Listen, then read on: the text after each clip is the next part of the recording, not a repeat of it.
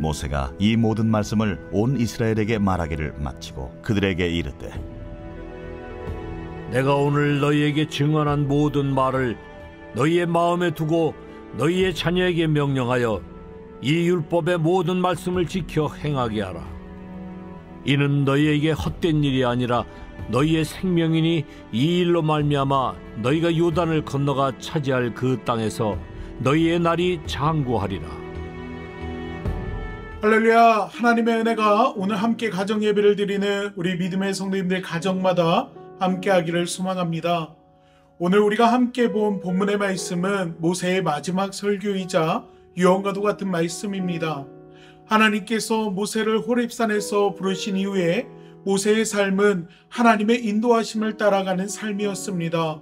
모세가 처음 하나님의 부르심을 받았을 때 하나님께서 모세에게 맡기시는 일을 모세는 할 수 없다고만 했습니다.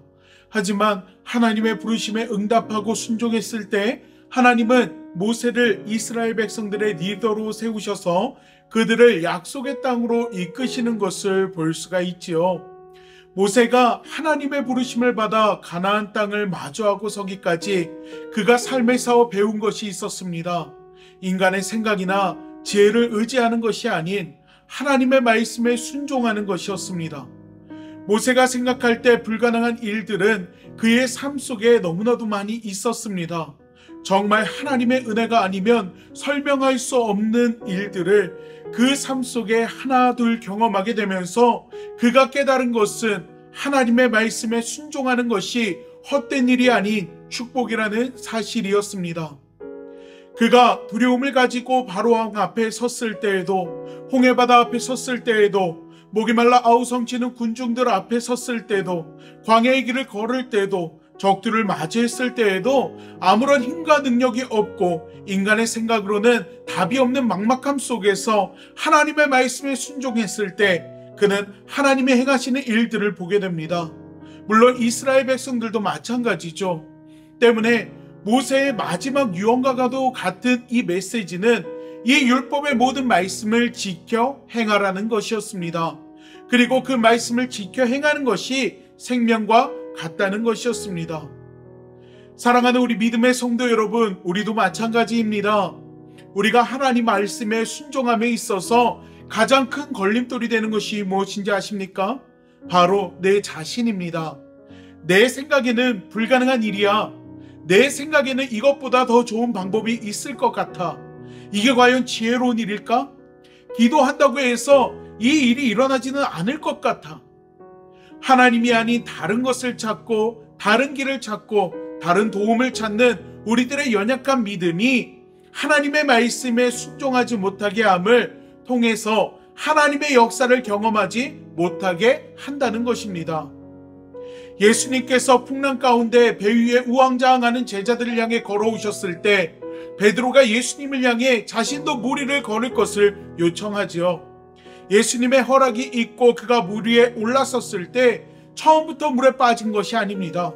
걸어가다가 마음의 의심함으로 점점 빠져가게 됩니다. 왜 의심합니까? 예수님을 바라보는 것이 아닌 업으로서의 자신의 경험을 생각했기 때문입니다.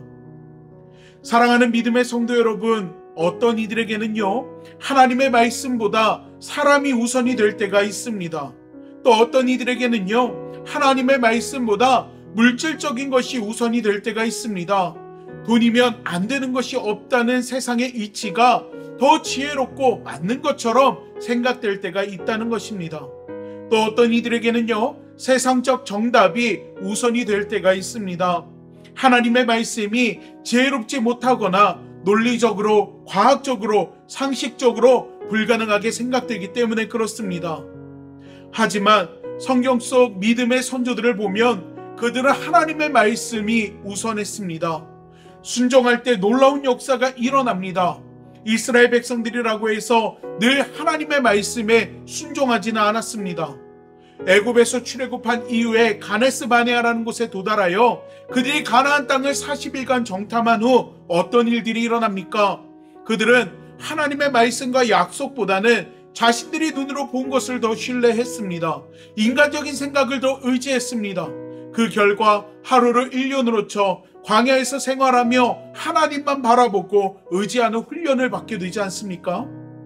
사랑하는 믿음의 성도 여러분, 오늘 본문의 말씀은 그 경험을 통해 하나님의 말씀에 순종하는 것이 얼마나 중요한지 당시 이스라엘 백성들 뿐만 아니라 오늘 함께 예배를 드리는 우리에게도 다시금 말씀하고 있는 것입니다. 하나님의 말씀은 생명입니다. 그 생명의 말씀을 붙들고 늘 순종함으로 하나님이 일하시는 것, 하나님이 역사하시는 것, 하나님이 인도하시는 것을 경험할 수 있는 우리 믿음의 성도님들 되기를 간절히 축원합니다. 기도하겠습니다. 사랑의 하나님, 이 시간 우리의 연약한 믿음을 주의 의로운 손으로 붙들어 주시옵소서.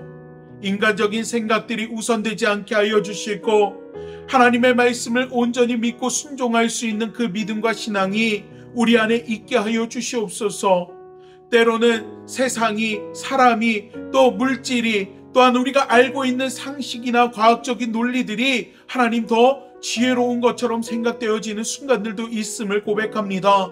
하지만 하나님, 그러한 생각이 들 때마다 하나님 오늘 함께 나눈 말씀이 우리 안에서 기억나게 하여 주시고 하나님의 말씀이 생명임을 우리가 늘 기억하고 그 말씀 가운데 순종하며 인간의 뜻이 아닌 하나님의 뜻에 순종함으로 나아갈 수 있는 저희들이 될 수 있도록 주님 도와주시옵소서.